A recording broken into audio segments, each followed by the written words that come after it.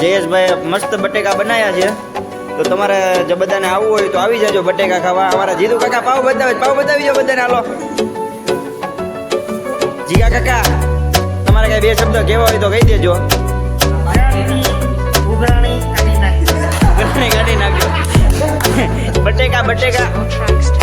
આજે અમારા ભૂંગળા લાયા છે. જો જીગા કાકા તરફથી ભૂંગળા છે, દાસ તરફથી પાવ છે, જયેશભાઈ તરફથી બટેટા છે, મારી તરફથી ખાલી ડુંગળી છે. જો આખી ડુંગળી જયેશભાઈ સુધારે ડુંગળી. આપણે સસ્તામાં બતાવવાનું છે. જીગા કાકા કેમ બટેકા કેમ બન્યા? કાંઈ વાંધો નહીં, તમે તમારે આપી દેવાની છે સમજેરી. તો મિત્રો અમને આ બટેકા ખાવાની ફૂલ